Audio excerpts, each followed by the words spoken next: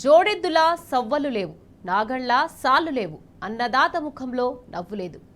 దుక్కి ముఖం చూడాల్సిన రైతు ఆకాశం వైపు ఆశగా చూస్తున్నాడు. చినుకు రాదాయే, సాలు పడదాయే. రాష్ట్ర వ్యాప్తంగా రైతులది ఇదే బాధ. ఎల్నినో ప్రభావంతో 20 జిల్లాల్లో లోటు వర్షపాతమే నమోదైంది. జూలైలో కూడా ఇవే పరిస్థితులు కొనసాగుతాయంటున్నారు శాస్త్రవేత్తలు. కానీ ఇలాంటి కష్టకాలంలో కూడా సాగునీటిపై చర్యలు తీసుకోకుండా సోద్యం చూస్తోంది రేవంత్ ప్రభుత్వం.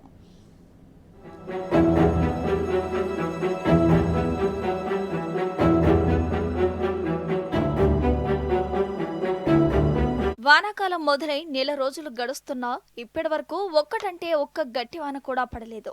ఈసారి సీజన్ పై ఎల్నినో ప్రభావం ఉంటుందని వాతావరణ శాఖలు హెచ్చరిస్తూనే ఉన్నాయి.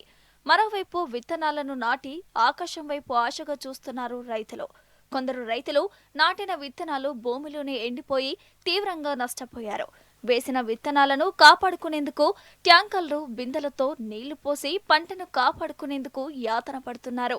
ఇంత జరుగుతున్నా రాష్ట్ర ప్రభుత్వం మాత్రం సాగునీటి విషయంలో ఎలాంటి చర్యలు తీసుకోకుండా నిమ్మకు నీరెత్తినట్లు వ్యవహరిస్తోంది.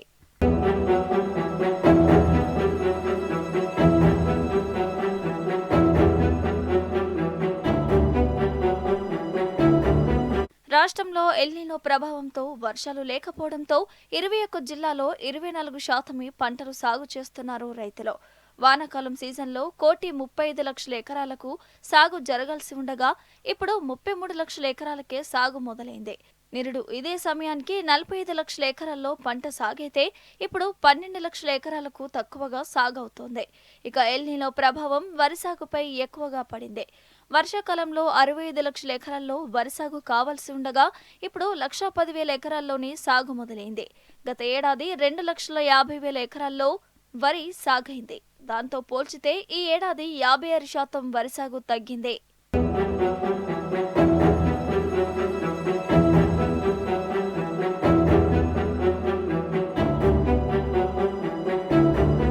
రాష్ట్రంలో 29 లక్షల ఎకరాల్లో పత్తి విత్తనాలు విత్తిన రైతులు సరిగ్గా నీరు అందకపోతే తీవ్రంగా నష్టపోయే పరిస్థితులు కనపడుతున్నాయి. గత ఏడాది 2.5 లక్షల ఎకరాల్లో సాగు చేసిన మొక్కజొన్న రైతులు ఈ ఏడాది 1,30,000 ఎకరాల్లోనే సాగు చేస్తున్నారు. పత్తి, మక్క, కంది విత్తనాలు వేసి వర్షాల కోసం దీనంగా ఎదురు చూస్తున్నారు. రైతులు బీఆర్ఎస్ హయాంలో ఒక్కసారి కూడా కరువు ఛాయలు దరిదాపుల్లోకి రాకుండా కేసీఆర్ పాలన కొనసాగింది. యాసంగి సీజన్లో కూడా సాగునీటికి ఇబ్బందులు పడలేదు. కానీ ఇప్పుడు కాంగ్రెస్ పాలనలో నిండు వానాకాలంలోని సాగునీటికి కష్టాలు తప్పేలా లేవు. రైతుల ముఖంలో కరువు భయం పట్టుకుని మళ్లీ సమైక్య పాలనలో ఉన్న కష్టాలను చూడాల్సి వస్తుందా అని తీవ్రంగా మదనపడుతున్నారు రైతులు.